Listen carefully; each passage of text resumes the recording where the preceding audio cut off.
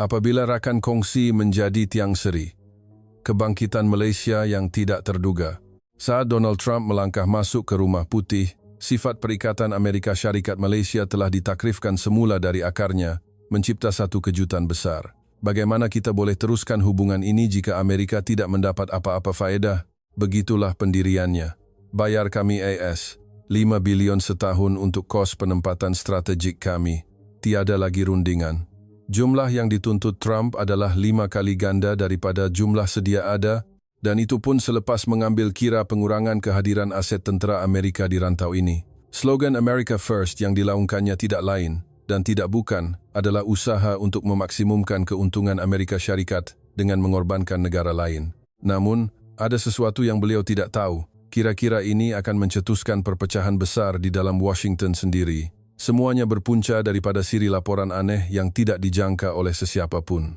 Tindakan ini bukan penjimatan kos tetapi bom jangka kos, kata laporan itu. Dan tanpa teknologi semikonduktor, kepakaran pembinaan kapal, dan rantaian bekalan pertahanan Malaysia, Amerika Syarikat tidak akan mampu bertahan dan akan lumpuh dengan cepat. Mengapakah ahli politik dari kedua-dua parti Republikan dan Demokrat di Amerika begitu lantang menentang tekanan Trump ke atas Malaysia? Apakah sebabnya Amerika Syarikat sendiri akan berdepan masalah besar jika kehilangan Malaysia? Mari kita bongkar kebenarannya sekarang. Sebelum kita mulakan, jika Anda menyokong naratif ini, sila berikan sokongan Anda dengan menekan butang langgan dan suka. Jika Anda menyokong Malaysia, tinggalkan komen Malaysia boleh di bawah. Malaysia adalah sebuah negara yang terletak betul-betul di persimpangan strategik Laut Cina Selatan, laluan perdagangan paling sibuk di dunia.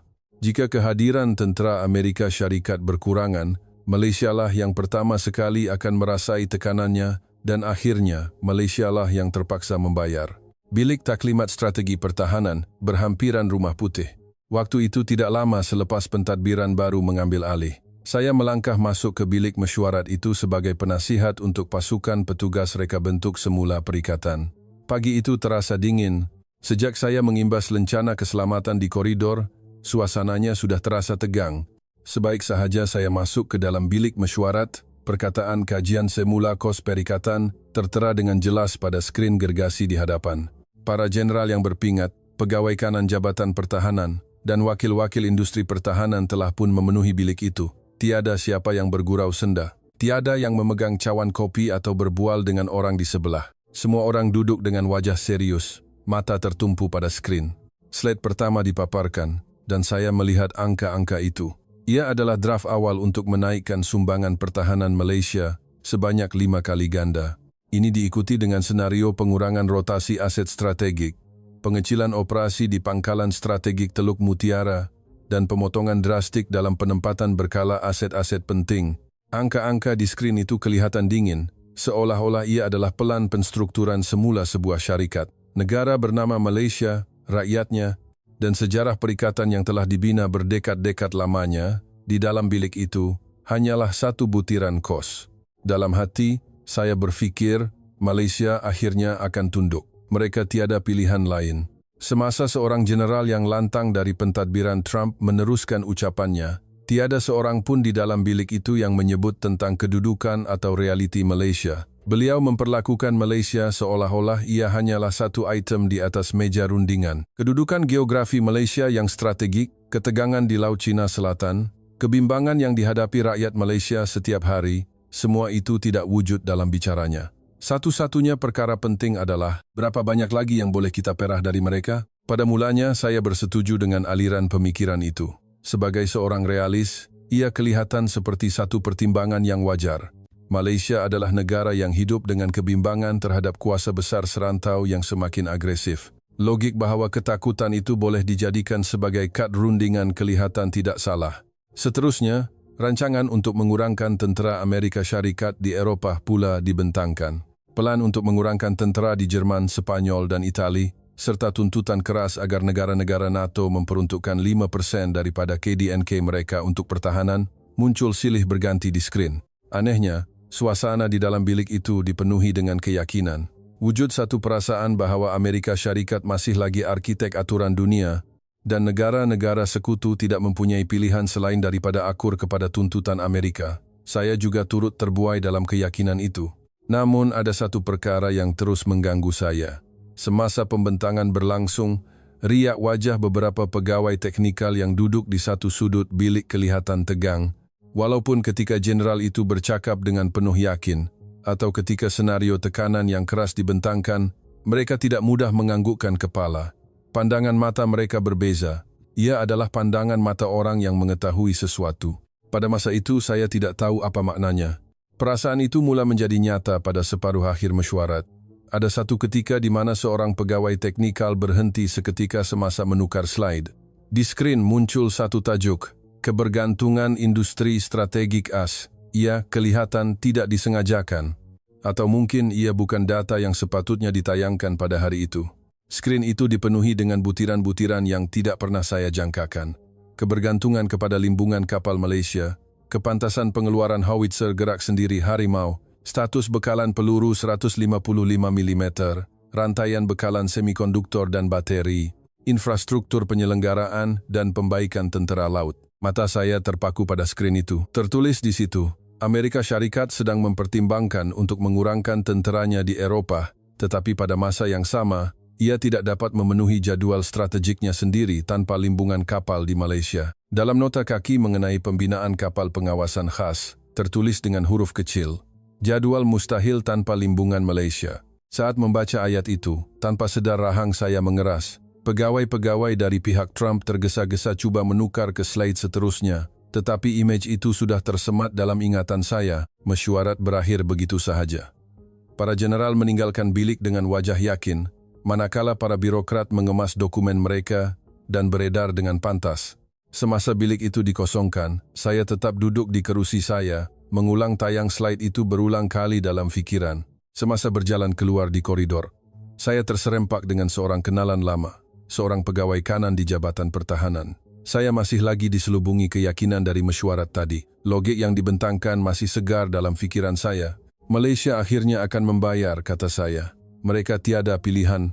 Dia memandang saya lama, kemudian tersenyum kecil dan berkata dengan perlahan, Wesley, bukan itu masalahnya. Masalahnya ialah, bolehkah kita bertahan tanpa Malaysia? Pada ketika itu saya terdiam. Di seberang tingkap koridor, pemandangan Pentagon pada waktu malam kelihatan. Selama lebih 20 tahun, saya menganggap bangunan itu sebagai pusat aturan dunia. Bangunan itu masih sama seperti biasa, tetapi entah kenapa, pada hari itu ia terasa asing. Amerika bergantung pada Malaysia. Saya cuba memahami maksud kata-kata itu, tetapi ia sukar diterima. Saya cuba meyakinkan diri saya bahwa itu adalah karut. Namun pada malam itu, kata-kata itu terus berlegar di pikiran saya. Subuh keesokan harinya, saya menyalakan lampu di pejabat saya. Saya tidak dapat tidur. Setiap kali saya memejamkan mata, kata-kata yang saya dengar di koridor itu kembali terngiang-ngiang. Dan slide yang terpapar seketika di bilik mesyuarat itu terus mengganggu pikiran saya. Akhirnya, pada waktu subuh, saya bangun dari kerusi dan membuka semula fail kebergantungan industri strategik AS yang saya lihat semalam. Pada mulanya, ia hanyalah untuk pengesahan. Mana mungkin satu slide itu benar-benar membawa makna sedalam itu? Saya fikir mungkin ia adalah analisis yang dibesar-besarkan atau angka tanpa konteks. Tetapi semakin saya menyelak halaman demi halaman, perasaan saya mula berubah. Pembinaan kapal pengawasan khas, peluru 155 mm, rantaian bekalan bateri, semikonduktor, infrastruktur penyelenggaraan dan pembaikan, keupayaan dok kering tentera laut. Dalam setiap item, nama Malaysia sentiasa ada. Strukturnya direka supaya jika salah satu daripadanya tiada, operasi strategik Amerika Syarikat akan terjejas. Selama ini saya menganggap Malaysia sebagai negara sekutu junior. Sebuah negara yang boleh digunakan apabila perlu dan dibebankan apabila sesuai. Tetapi dokumen ini meletakkannya pada kedudukan yang sama sekali berbeza. Bukan sekadar pembantu tetapi salah satu tiang seri yang menopang keseluruhan operasi strategik Amerika Syarikat. Saya menggumam sendirian.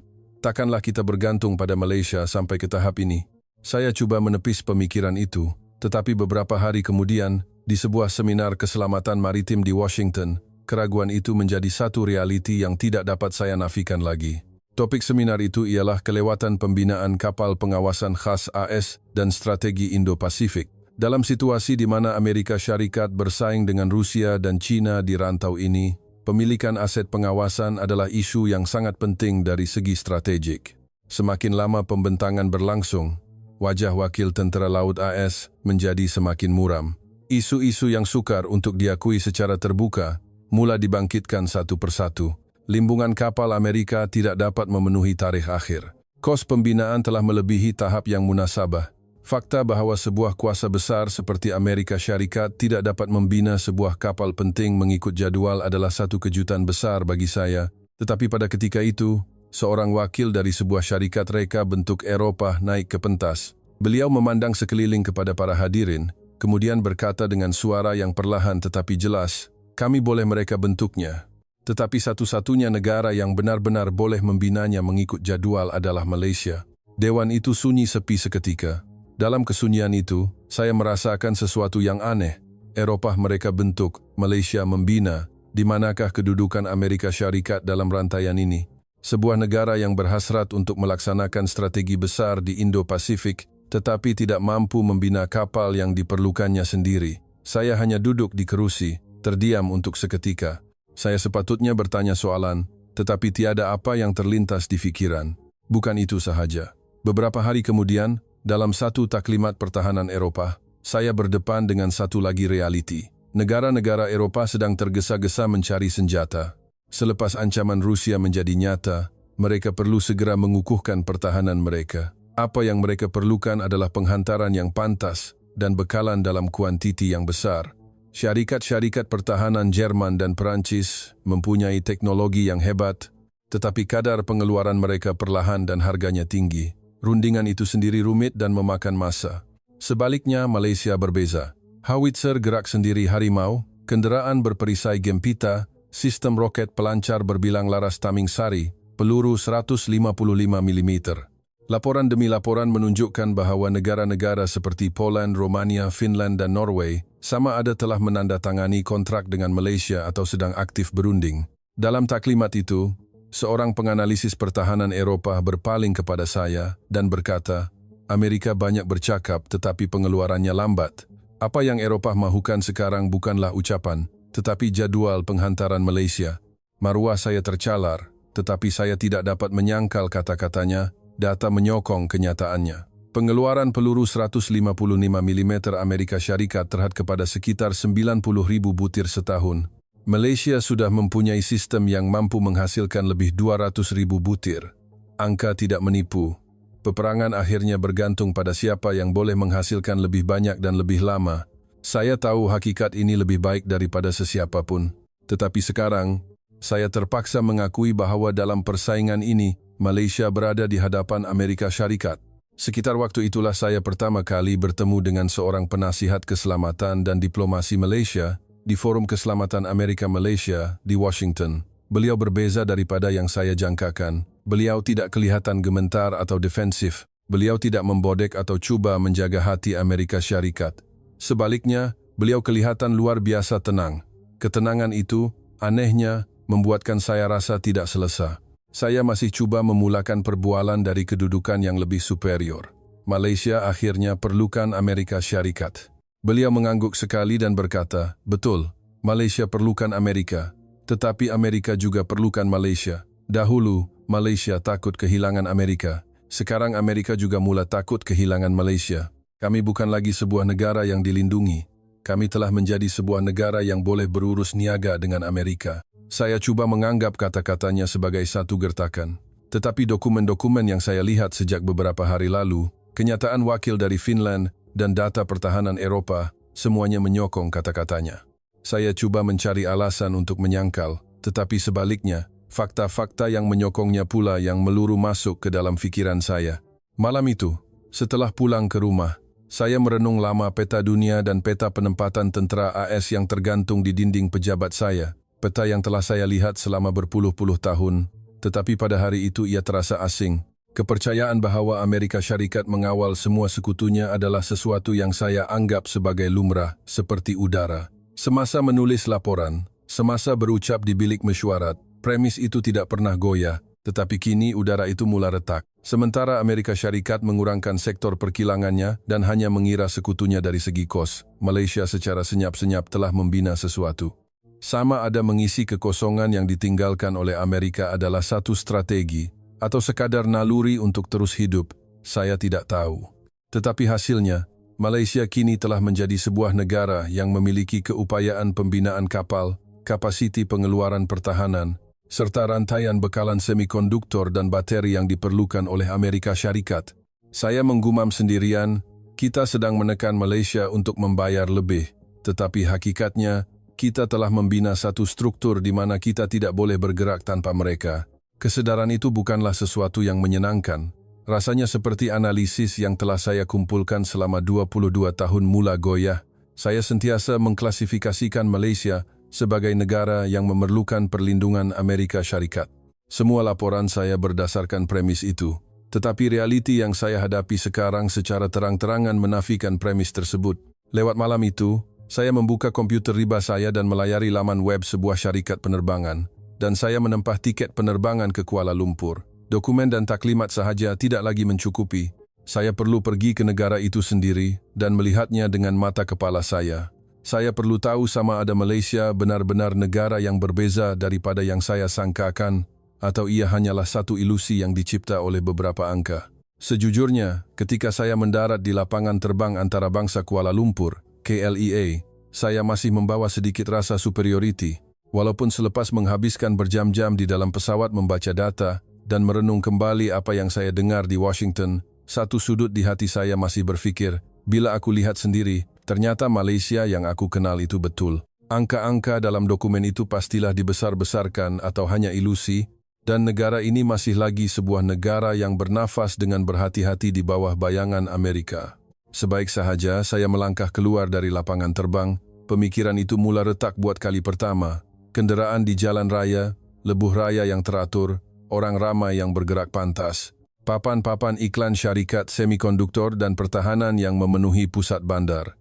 Ia bukan sekadar keriuhan asing di negara asing.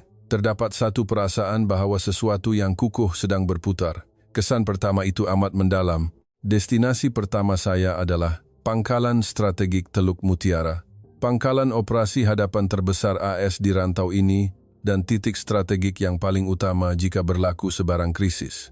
Setiap kali saya melawat tempat ini, saya merasakan seolah-olah saya menyaksikan sendiri bagaimana Amerika menopang negara ini. Kali ini pun, pada mulanya, saya berfikir begitu juga. Ya, kerana pangkalan inilah Malaysia dapat bertahan. Namun selepas lawatan ke pangkalan itu, semasa taklimat di fasiliti Angkatan Tentera Malaysia, ATM, yang berdekatan, saya berdepan dengan satu senario yang sama sekali berbeza daripada yang saya jangkakan. Apa yang diterangkan oleh para pegawai ATM bukanlah gambaran tentera Malaysia yang saya ingat. Sistem pengawasan bebas, jaringan pertahanan peluru berpandu yang dibangunkan sendiri, aset drone, sistem serangan jitu, sistem perintah dan kawalan yang boleh beroperasi secara autonomi. Satu persatu, semuanya dijelaskan sebagai struktur yang boleh berfungsi secara bebas tanpa bantuan AS. Seorang kolonel ATM yang menyampaikan taklimat itu kelihatan tenang. Nada suaranya tidak membangga atau melebih-lebih. Ia adalah nada suara seseorang yang hanya menerangkan keadaan semasa. Beliau berkata, tanpa AS, memang sukar, tetapi kami tidak akan runtuh. Saya terdiam seketika mendengar kata-kata itu. Dahulu, apa yang akan dikatakan oleh seorang pegawai tentera Malaysia dalam situasi seperti itu sudah ditetapkan. Menekankan kepentingan kehadiran AS dan mengulangi bahawa tanpa perikatan Amerika-Malaysia, keselamatan negara akan terancam. Itulah pendirian rasmi pihak Malaysia yang telah saya dengar selama berpuluh-puluh tahun. Tetapi kolonel itu berkata sesuatu di luar skrip. Sukar, tetapi tidak akan runtuh. Saya cuba mentafsir sama ada itu sekadar menjaga maruah, atau ia datang dari satu keyakinan yang sebenar. Semakin lama saya mendengar taklimat itu, semakin saya yakin ia datang dari keyakinan.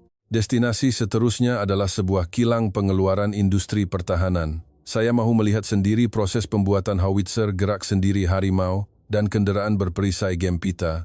Saya perlu mengesahkan dengan mata saya sendiri sama ada angka-angka yang saya dengar dalam taklimat pertahanan Eropah itu benar-benar mungkin. Dari pintu masuk kilang lagi, saya sudah terpegun dengan skalanya. Saya tidak pernah menyangka fasiliti pertahanan Malaysia akan sebesar ini. Barisan pengeluaran itu besar, automatik, dan beroperasi 24 jam tanpa henti. Apabila saya masuk lebih dalam ke kilang, ada sesuatu yang menarik perhatian saya. Peralatan yang sedia untuk diekspor ke negara-negara serantau dan Timur Tengah tersusun rapi dan di sebelahnya terlekat bendera Filipina, Emiria Arab Bersatu, dan Indonesia. Ini bukan sekadar jualan beberapa unit.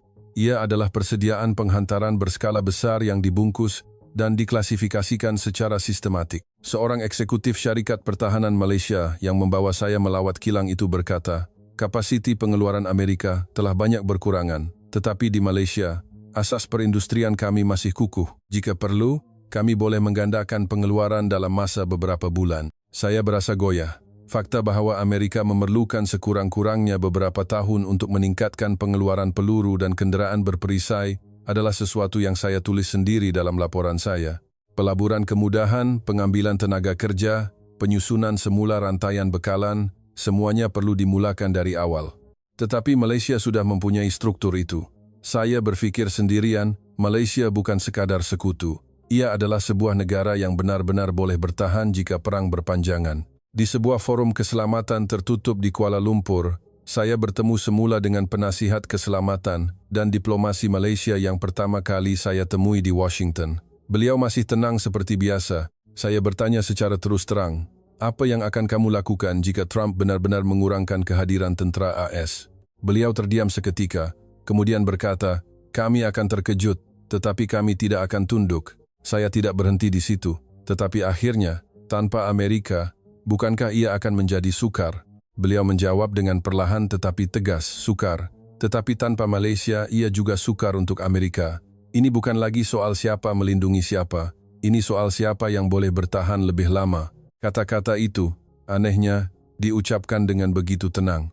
Ia bukan nada suara seseorang yang menentang ugutan. Ia adalah nada suara seseorang yang telah menjangkakan situasi itu dan telah selesai membuat persediaan. Itu yang membuatkan saya lebih gerun. Semasa berjalan-jalan di sekitar Kuala Lumpur, saya memerhatikan riak wajah orang ramai. Ketegangan yang saya rasakan semasa lawatan saya ke Malaysia pada masa lalu, kebimbangan seolah-olah sentiasa berwaspada terhadap sesuatu, tidak lagi kelihatan di jalanan. Di berita, topik-topik seperti pemindahan kuasa kawalan operasi OPCON, satelit pengawasan bebas, jet pejuang buatan tempatan, dan sistem peluru berpandu jarak jauh dibincangkan seolah-olah ia adalah perkara biasa. Seorang pemandu Grab yang mendengar radio secara semula jadi bercakap tentang isu keselamatan. Pemilik sebuah warung mamak yang menonton berita membangkitkan topik ekspor pertahanan. Pemandu Grab itu memandang saya melalui cermin pandang belakang dan berkata, bagus kalau Amerika tolong. Tapi kalau mereka tak tolong pun, kita kena terus hidup. Seorang pesara tentera yang saya temui di hadapan sebuah restoran berkata, dulu kita ingat, kalau tak ada Amerika, habislah kita. Tapi sekarang, kita pun dah besar. Ini adalah kata-kata rakyat biasa. Itu yang lebih mengejutkan saya. Ia bukan kata-kata pakar atau ahli politik. Ia adalah kata-kata yang keluar secara semula jadi di jalanan, di dalam teksi, di hadapan restoran. Suasana negara ini sendiri telah berubah. Malam itu berdiri di tingkap hotel, saya memandang pemandangan malam Kuala Lumpur. Bandar yang dipenuhi cahaya, jambatan yang merentasi sungai, logistik dan manusia yang tidak pernah berhenti bergerak. Untuk seketika, saya berdiri di hadapan pemandangan itu tanpa berfikir apa-apa. Saya teringat bagaimana saya memandang Malaysia pada masa lalu, sebuah negara yang sukar untuk bertahan tanpa perlindungan Amerika, keselamatan yang dikekalkan berkat pangkalan tentera AS. Sebuah negara kecil yang hanya boleh bertahan dengan menjaga hati Amerika. Betapa sempitnya pandangan itu kini menjadi jelas di hadapan pemandangan di luar tingkap ini. Saya membuka komputer riba saya. Saya membuka tajuk laporan yang telah saya rangka semasa mempersiapkan lawatan ini. Keperluan peningkatan sumbangan pertahanan Malaysia. Di atas tajuk itu, saya menaip perkataan baru, kelemahan strategi AS akibat kebergantungan kepada Malaysia. Tangan saya berhenti seketika sebelum menekan butang simpan. Selama 22 tahun, saya tidak pernah menulis laporan dari arah ini, tetapi apa yang saya lihat sekarang tidak membenarkan tajuk yang lain. Pagi hari ketiga saya di Kuala Lumpur, satu notifikasi berbunyi, memberitahu bahawa satu dokumen segera dari Washington telah tiba. Tajuknya, Pelan Penyusunan Semula Struktur Tentera AS di Rantau Indo-Pasifik. Di dalam bilik hotel, sebelum sempat saya minum kopi, saya membuka dokumen itu. Isinya jauh lebih keras daripada yang saya jangkakan. Pengurangan separa kehadiran tentera, pengecilan rotasi aset strategik, tuntutan peningkatan drastik sumbangan pertahanan, penangguhan peralihan OPCON, semua ini adalah perkara yang telah dibincangkan. tetapi item terakhir berbeza. Ia menyatakan bahawa jika Malaysia tidak mengambil bahagian secara lebih aktif dalam strategi membendung China, penyesuaian tambahan mungkin akan dilaksanakan. Saya membaca ayat itu 2 kali. Kem Trump bukan sekadar mahu mendapatkan lebih banyak wang. Apa yang mereka mahukan adalah untuk mengunci haluan diplomasi Malaysia sepenuhnya dalam kerangka strategi Amerika. Niat untuk memutuskan hubungan Malaysia dengan China dan mengikat Malaysia sepenuhnya dalam strategi Indo-Pasifik yang direka oleh Amerika terkandung dalam dokumen itu. Ini adalah satu ugutan, bukan lagi soal wang, tetapi satu tekanan agar Amerika yang menentukan haluan Malaysia. Tidak lama kemudian, satu panggilan telepon datang dari Washington. Ia adalah jenderal yang lantang itu. Malaysia takkan mampu bertahan. Mereka takutkan China. Mereka juga perlukan kita untuk kestabilan serantau. Ugut sikit, mereka pasti akan ikut apa yang kita mahu. Saya meletakkan telefon dan memandang keluar tingkap. Pagi di Kuala Lumpur sibuk bergerak. Kilang pertahanan yang saya lawati semalam, fasiliti perintah ATM, wajah-wajah rakyat biasa, semuanya bertindih dalam ingatan saya. Petang itu, berita di Malaysia beralih ke mod kecemasan. Berita mengenai tekanan Amerika tersebar melalui media dan arena politik serta masyarakat secara keseluruhannya mula bergejolak. Kadar pertukaran ringgit melonjak dan pasaran saham bursa Malaysia bergegar. Skrin TV dipenuhi dengan laporan khas mengenai krisis perikatan Amerika-Malaysia. Arena politik berpecah dengan ketara. Kem konservatif meninggikan suara, ini bukan masanya untuk memprovokasi Amerika. Jika kehadiran AS berkurangan, ekonomi dan keselamatan Malaysia akan goyah serentak. Kita perlu berfikir secara realistik. Dari pihak bertentangan, hujah yang sama sekali berbeza kedengaran. Jika kita tunduk kepada ugutan sekali lagi, kita akan terus dibuli selamanya. Kali ini, kita mesti bertahan hingga ke akhir. Dalam temu bual jalanan, rakyat juga berbelah bahagi. Ada yang berkata tuntutan Amerika harus diterima, dan ada yang berkata sudah tiba masanya untuk menempuh jalan sendiri. Dalam debat TV, para pakar saling menyangkal hujah masing-masing dengan hebat. Seluruh masyarakat bergegar hebat kerana isu ini. Melihat adegan-adegan ini, buat pertama kalinya saya berfikir, mungkinkah aku telah menilai Malaysia terlalu tinggi? Akhirnya, pada saat-saat genting, adakah mereka akan runtuh? Malam itu, dalam satu majlis makan malam tertutup, saya bertemu dengan seorang jenderal bersara, ATM. Beliau seorang yang pendiam, bukan jenis yang suka bercakap besar atau menunjuk-nunjuk. Saya bertanya secara terus terang, adakah Malaysia akan baik-baik saja jika Amerika benar-benar mengurangkan tenteranya? Beliau meletakkan gelasnya, berfikir sejenak, lalu berkata, tentu tidak baik-baik saja. Pada mulanya, kita akan goyah. Pasaran saham akan bergegar, rakyat akan cemas. Saya menunggu kata-kata seterusnya. Tetapi kita tidak akan runtuh. Mengapa Tuan begitu yakin? Kami pernah bertahan pada tahun 1950-an semasa darurat. Kami bertahan dari kehancuran. Kami mengharungi krisis keuangan Asia 1997 dan kami bertahan di bawah ancaman kuasa serantau yang tidak menentu. Kami adalah sebuah negara yang sudah biasa dengan ugutan. Cuma, yang berbeza dari dulu ialah, sekarang kami mempunyai kekuatan untuk bertahan. Saya terdiam mendengar kata-kata itu. Negara yang sudah biasa dengan ugutan. Saya tahu itu bukan satu kebanggaan. Ia adalah kata-kata yang lahir dari sejarah yang telah dilalui oleh Malaysia. Selama 22 tahun, saya telah menganalisis Malaysia di dalam laporan, tetapi saya tidak pernah benar-benar mendalami apa yang telah dibentuk oleh sejarah itu dalam diri rakyat negara ini. Keesokan harinya, saya bertemu semula dengan wakil industri pertahanan. Apabila saya menyebut tentang mesej keras dari Washington, riak wajahnya menjadi tegang. Selepas senyap seketika, beliau berkata, Amerika menyuruh kami bayar lebih. Tetapi hakikatnya, Amerika sendiri kekurangan peluru, kekurangan limbungan kapal, kekurangan barisan pengeluaran. Siapa yang mengugut siapa sebenarnya? Beliau mengeluarkan data ekspor howitzer Harimau dan kontrak-kontrak serantau, lalu membentangkannya di atas meja. Filipina, Emiria Arab Bersatu, Indonesia, Mesir. Sementara Amerika bertengkar dengan sekutunya mengenai beban pertahanan, negara-negara lain secara senyap-senyap memilih Malaysia. Jadual penghantaran yang lebih tepat dan pantas berbanding Amerika, rundingan yang tidak rumit, kapasiti pengeluaran yang stabil. Itulah sebabnya, melihat data-data itu, saya berasa goyah. Walaupun saya sudah merasai sendiri bahwa kekuatan Malaysia itu nyata, satu sudut di hati saya masih bertanya, tetapi jika Amerika berpaling tada sepenuhnya, Mampukah Malaysia menanggungnya? Adakah keyakinan ini benar atau hanya satu gertakan terakhir? Malam itu, kembali ke bilik hotel, saya merenung silih berganti dokumen dari Washington dan kata-kata Jenderal Bersara itu. Amerika masih melihat Malaysia sebagai negara yang akan tunduk jika diugut. Tetapi Malaysia sudah tahu tentang ugutan itu dan sedang bersiap sedia untuk menahannya. Di luar tingkap, fajar menyingsing di Kuala Lumpur. Bandar itu tidak tidur. Cahaya-cahaya lampu tidak berkelip-kelip. Saya memandang lama pemandangan itu, masih belum dapat membuat kesimpulan. Adakah Malaysia benar-benar sebuah negara yang boleh bertahan tanpa Amerika?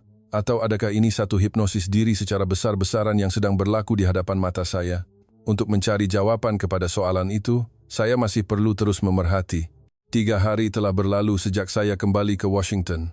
Apa yang saya lihat dan dengar di Malaysia masih bercelaru dalam pikiran saya, belum tersusun. Saya duduk di meja pejabat, membuka semula nota-nota dari beberapa minggu lepas. Kata-kata kolonel ATM di pusat pemerintahan, bendera-bendera negara asing yang berbaris di kilang pertahanan, pemandangan malam Kuala Lumpur dari tingkap hotel. Ketika semua itu hampir bercantum menjadi satu gambaran, telepon saya berdering. Satu panggilan menjemput saya untuk menyertai mesyuarat tertutup rundingan kos pertahanan Amerika Malaysia sebagai pemerhati. Tanpa berfikir panjang, saya bersetuju.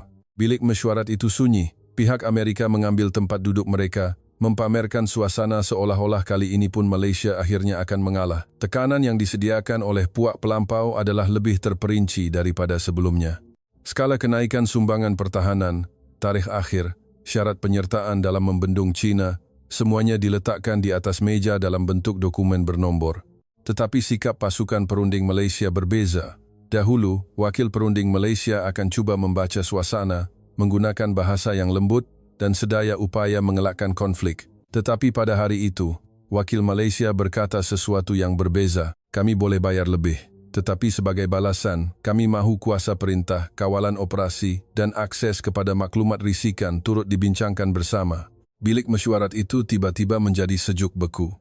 Beberapa orang dari pihak Amerika saling berpandangan. Mereka menjangkakan Malaysia akan tawar-menawar.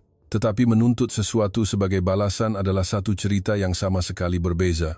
Logik untuk meningkatkan kedaulatan tentera mereka sebagai balasan menaikkan sumbangan adalah satu kerangka yang tidak selesa untuk diterima oleh pihak Amerika.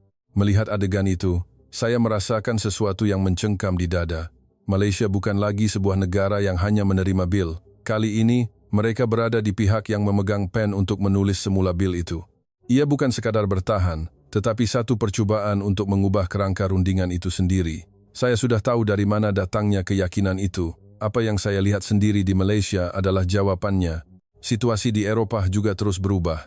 Sementara Amerika berulang kali bertengkar dengan negara-negara NATO mengenai beban pertahanan, Eropah membuat pilihan yang praktikal.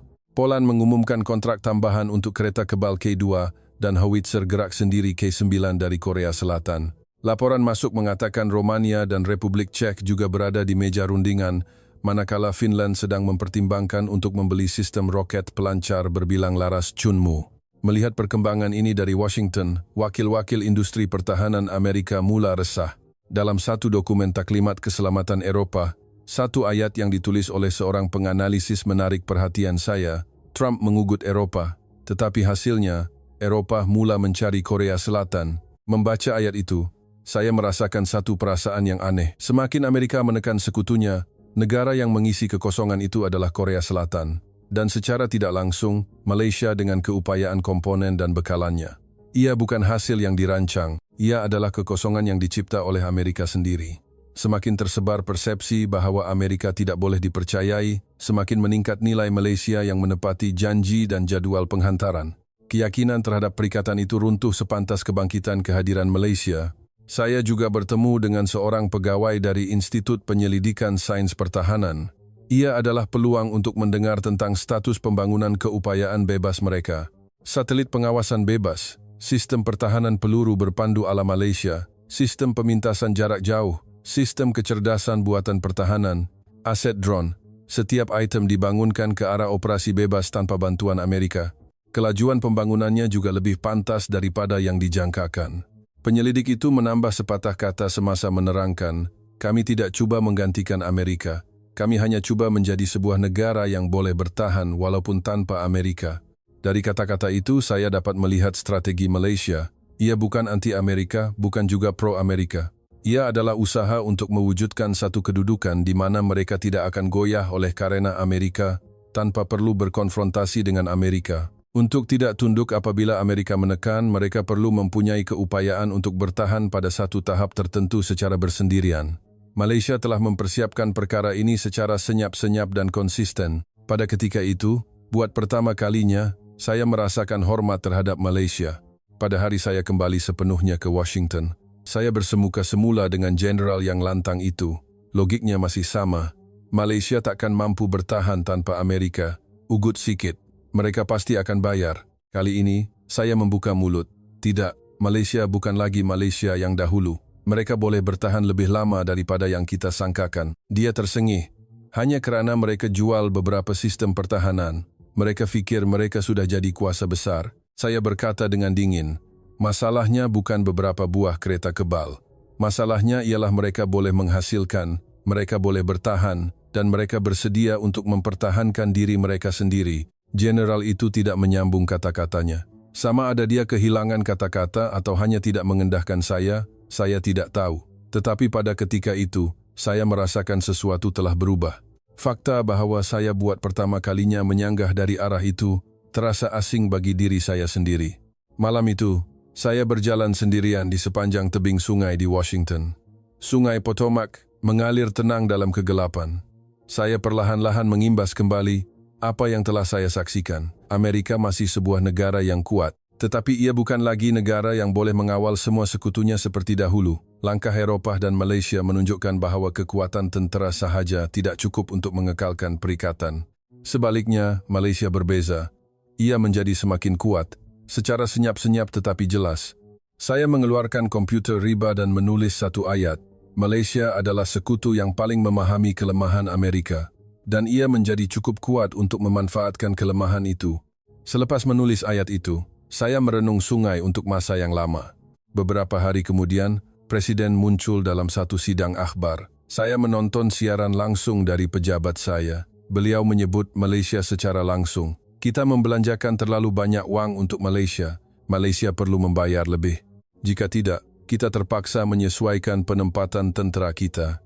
Sebelum ucapannya di skrin berakhir, notifikasi berita tergempar membanjiri skrin. Kemungkinan pengurangan tentera AS di rantau ini, krisis perikatan Amerika-Malaysia, kebimbangan rundingan pertahanan gagal.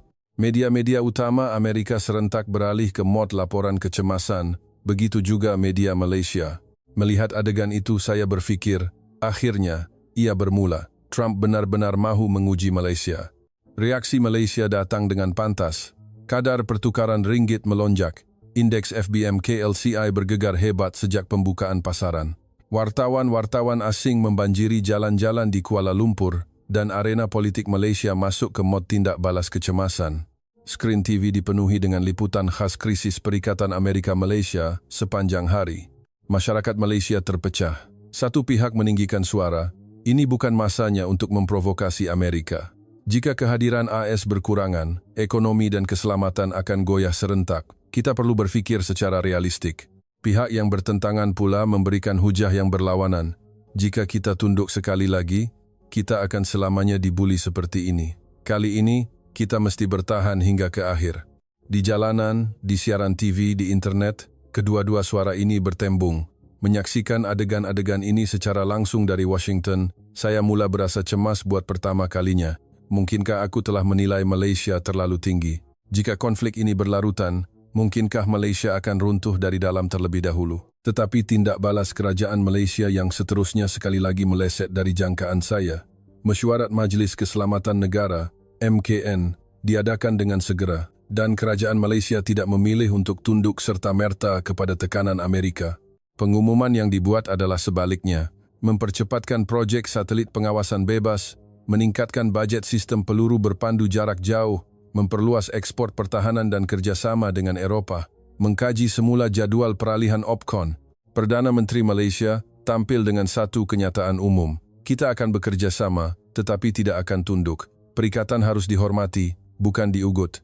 Saat kenyataan itu disiarkan, saya menahan nafas seketika. Ia adalah kata-kata yang jauh lebih kuat daripada yang dijangkakan. satu ungkapan yang ditujukan secara langsung kepada Amerika. Semakin Camp Trump meningkatkan tekanan, semakin Malaysia tidak berundur, malah menjadi lebih tegas. Di kalangan rakyat Malaysia yang pada mulanya cemas, suasana mula berubah sedikit demi sedikit. Suara yang mengatakan kali ini kita mesti bertahan perlahan-lahan menjadi lebih kuat.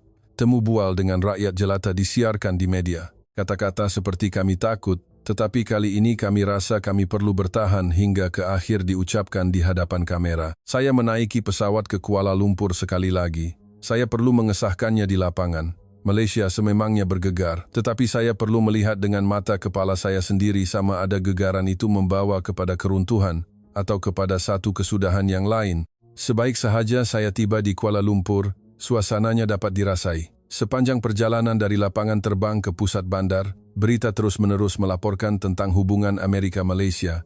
Wajah orang ramai kelihatan berat, kebimbangan terasa di udara.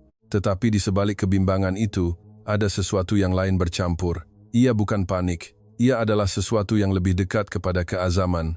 Saya bertemu semula dengan penasihat keselamatan dan diplomasi Malaysia itu. Bukan di kafe, tetapi di sebuah bilik mesyuarat yang sunyi. Beliau kelihatan letih. Mungkin sudah beberapa hari beliau dalam mod tindak balas kecemasan. Saya bertanya dengan jujur, Malaysia sekarang dalam bahaya.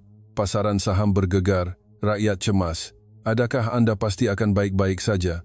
Beliau memandang keluar tingkap seketika. Kemudian, beliau berkata dengan perlahan, kami tidak baik-baik saja. Kami juga takut. Jika kehadiran AS berkurangan, kami akan segera merasa tidak selamat. Itu kali pertama saya mendengarnya mengaku takut. Kejujuran itu, sebaliknya, membuatkannya kelihatan lebih kuat. Tetapi jika kami tunduk kerana takut, kami akan hidup di ugut selama-lamanya. Saya bertanya lagi, tetapi bukankah ini pilihan yang terlalu berisiko? Beliau memandang keluar tingkap sekali lagi, lalu berkata, kami bukan cuba untuk hidup tanpa Amerika buat pertama kalinya. Kami hanya menunjukkan bahawa kami telah bersiap sedia untuk bertahan, walaupun tanpa Amerika. Saya terdiam lama mendengar kata-kata itu. Malaysia bukan negara yang bertahan kerana ia tidak takut. Ia adalah negara yang bertahan walaupun ia takut. Sebuah negara yang memikul ketakutan, tetapi tidak membiarkan dirinya dikawal oleh ketakutan itu. Ia bukan kekuatan, tetapi latihan. Latihan yang terkumpul selama berdekad-dekad di tengah-tengah krisis. Dalam perjalanan ke Kelia, saya memandang keluar tingkap kereta. Malam Kuala Lumpur berlalu. Cahaya-cahaya, lampu tidak bergegar. Bandar itu masih bergerak. Krisis melanda, tetapi ia tidak berhenti.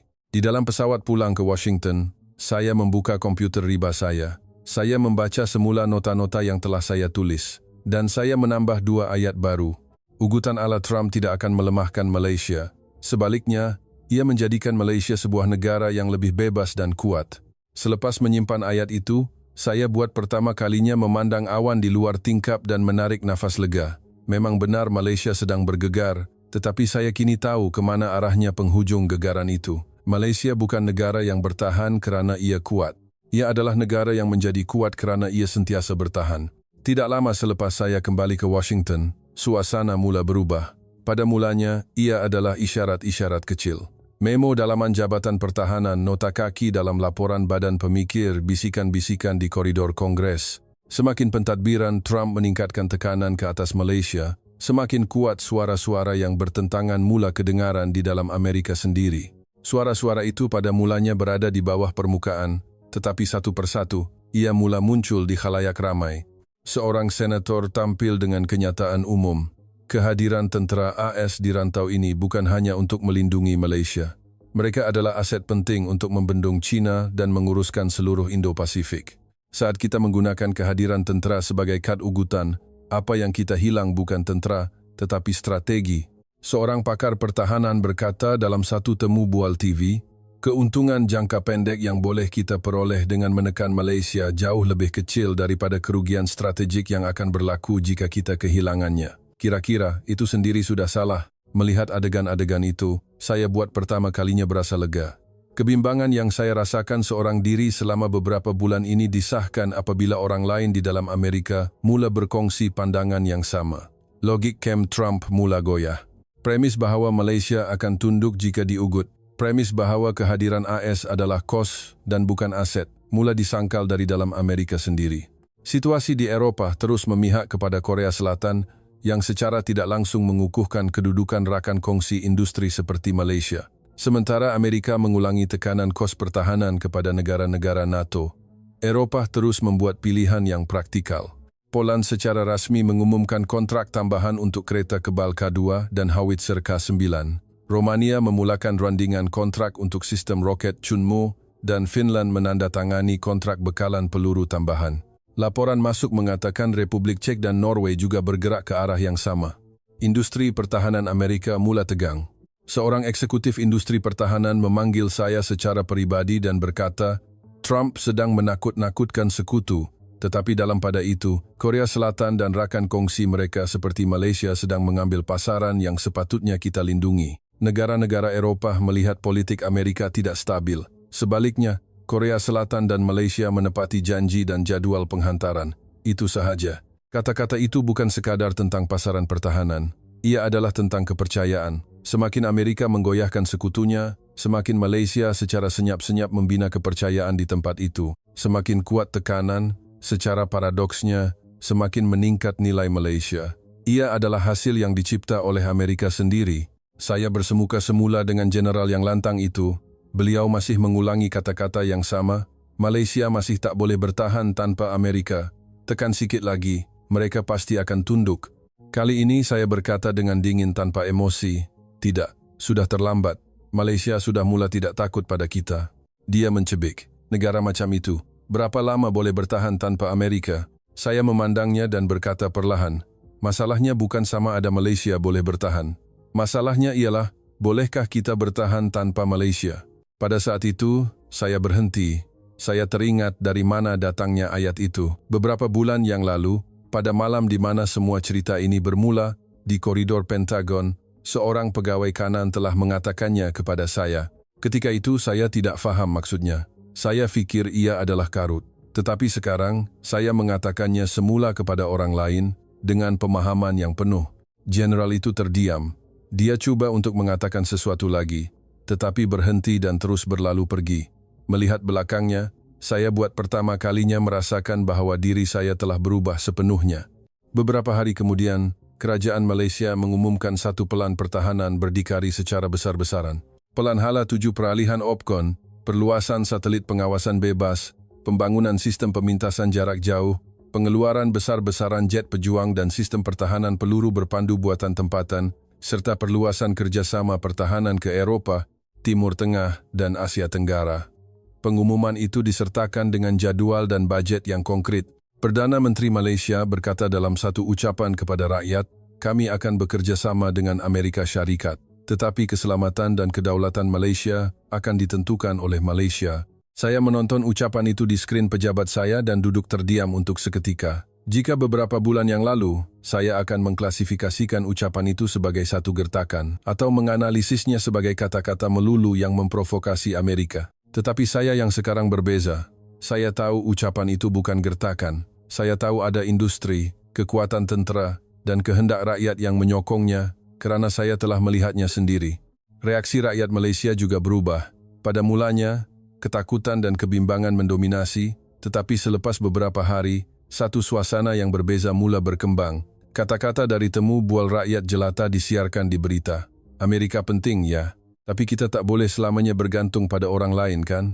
Memang takut, tapi saya rasa kali ini kita kena bertahan. Kita tahu siapa yang bantu kita sampai ke tahap ini. Tapi takkan kita nak hidup di bawah bayangan mereka selamanya? Mendengar kata-kata itu, saya akhirnya memahami apa yang dimiliki oleh rakyat negara ini. Kekuatan untuk mengetahui ketakutan, tetapi pada masa yang sama, tidak tunduk kepadanya. Ia bukan sesuatu yang muncul secara tiba-tiba. Ia adalah sesuatu yang dibentuk oleh sejarah berdekad-dekad lamanya. Saya kembali ke pejabat saya di Washington dan membuka laporan akhir. Saya menukar tajuknya. Malaysia bukan lagi negara lindungan. Dan saya mula menulis ayat-ayat teras satu persatu. Malaysia bukan beban kepada Amerika, tetapi aset penting kepada strategi Amerika. Saat Amerika menekan Malaysia, Amerika akan kehilangan lebih banyak lagi. Perikatan bukan lagi hubungan antara tuan dan hamba. Ia kini adalah hubungan saling bergantung. Selepas mencetak laporan itu, saya memandang keluar tingkap untuk masa yang lama. Dan saya menggumam sendirian, aku silap. Malaysia adalah sebuah negara yang jauh lebih kuat daripada yang kita sangkakan. Ayat itu bukan satu penyesalan. Ia adalah kata-kata seseorang yang telah menemui jawaban yang sebenar buat pertama kalinya dalam 22 tahun. Selepas menyerahkan laporan itu, saya menaiki pesawat ke Malaysia sekali lagi. Kali ini, tujuannya bukan untuk penyiasatan atau analisis. Saya mau mengesahkan jawaban terakhir secara pribadi.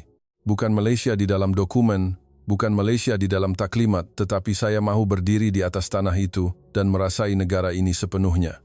Semasa perjalanan dari Kelia ke Kuala Lumpur, saya memandang ke luar tingkap. Cerobong asap kilang semikonduktor kelihatan dari jauh dan truk-truk logistik bergerak tanpa henti di lebuh raya. Semakin dekat dengan pusat bandar, papan-papan tanda syarikat pertahanan, syarikat pembuatan berteknologi tinggi, dan institut penyelidikan mula kelihatan. Saya melihat pemandangan yang sama seperti kali pertama saya datang, tetapi perasaannya sama sekali berbeza. Dahulu, ia hanyalah sebuah bandar yang berputar dengan pantas. Sekarang, saya dapat merasakan sesuatu yang besar sedang direka, dicipta, dan dibina di dalamnya. Saya melawat semula Pulau Pinang, Lumut dan kilang-kilang pertahanan di sekitar Lembah Klang. Perkara-perkara yang pada lawatan pertama kelihatan berasingan, kali ini kelihatan berbeza. Semikonduktor dan pembinaan kapal, pertahanan dan bateri, teknologi ketenteraan dan rantaian bekalan, semuanya saling berkaitan, membentuk satu aliran yang besar, bukan satu bidang sahaja yang cemerlang. Semua ini saling berpaut dan berputar secara organik. Malaysia adalah sebuah negara yang tahu bagaimana untuk menyatukan industri, teknologi, keselamatan dan diplomasi menjadi satu.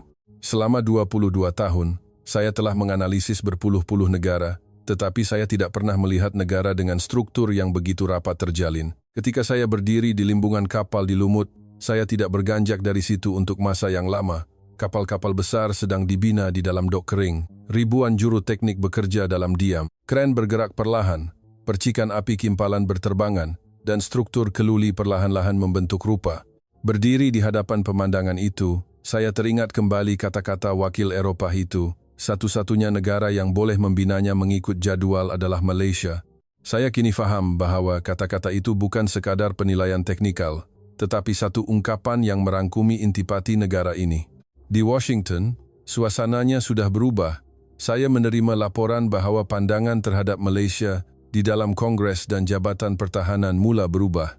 Laporan-laporan yang menyatakan bahwa Malaysia tidak boleh ditekan sewenang-wenangnya mula diedarkan secara senyap-senyap, dan satu takrifan semula bahwa kehadiran AS di rantau ini bukan hanya untuk melindungi Malaysia, tetapi aset penting untuk keseluruhan strategi Amerika sedang dibuat.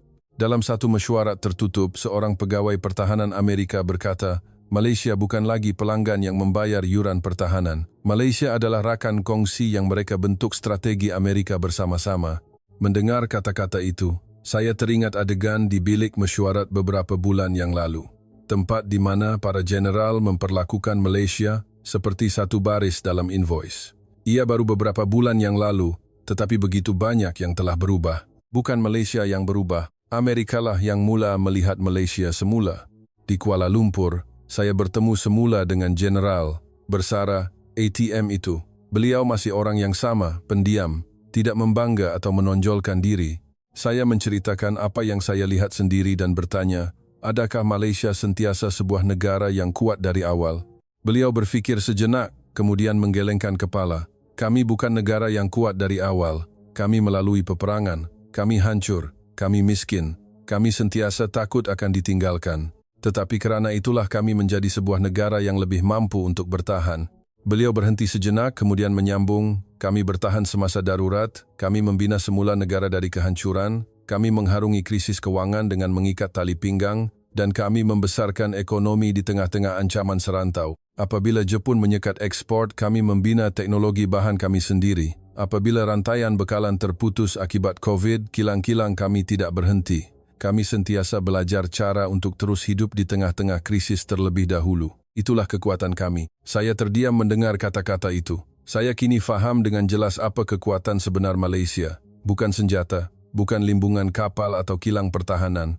Sejarah rakyat negara ini yang telah mengubah setiap krisis menjadi sumber kekuatan, itulah kekuatan sebenar mereka. Di dalam kereta menuju ke Kelia, saya berbual buat kali terakhir dengan penasihat keselamatan dan diplomasi Malaysia yang pertama kali saya temui. Saya berkata dengan jujur, Pada mulanya, saya fikir Malaysia akhirnya akan tunduk. Saya fikir kamu tidak akan mampu bertahan jika Amerika menekan. Beliau tersenyum dan berkata, kami juga takut.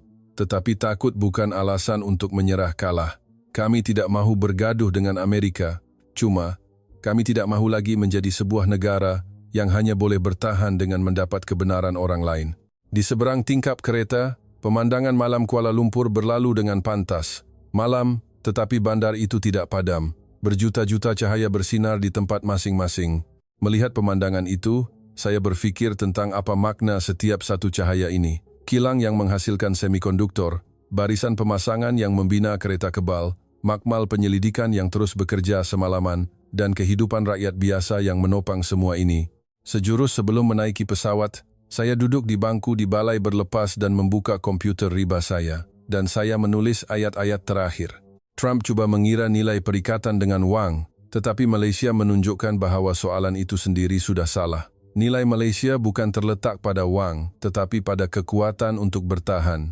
Amerika bukan negara yang melindungi Malaysia. Kini telah tiba era di mana tanpa Malaysia, Amerika juga tidak akan lengkap, dan saya menambah satu baris terakhir. Dan saya hanya memahami hakikat ini selepas datang ke Malaysia. Saya menutup komputer riba dan menaiki pesawat. Sambil duduk di kerusi dan memasang tali pinggang keledar, saya teringat kembali kata-kata yang saya dengar di koridor Pentagon pada hari cerita ini bermula. Masalahnya ialah, bolehkah kita bertahan tanpa Malaysia? Dahulu, kata-kata itu terasa asing dan tidak selesa. Sekarang, saya tahu kata-kata itu benar. Pesawat mula bergerak di landasan.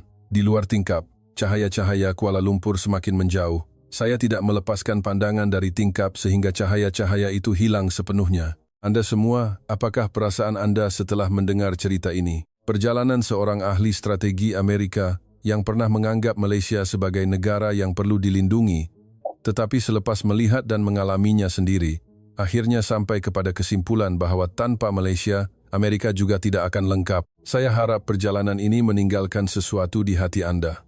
Malaysia adalah sebuah negara yang bangkit dari cabaran sejarah untuk menjadi kuasa ekonomi utama dunia dan kuasa pertahanan global, satu keajaiban yang jarang berlaku dalam sejarah manusia. Dengan sokongan melalui langganan dan suka, kami akan membawakan lebih banyak cerita yang menarik. Ini adalah Special Korea, membawakan kisah-kisah dari perspektif luar. Terima kasih.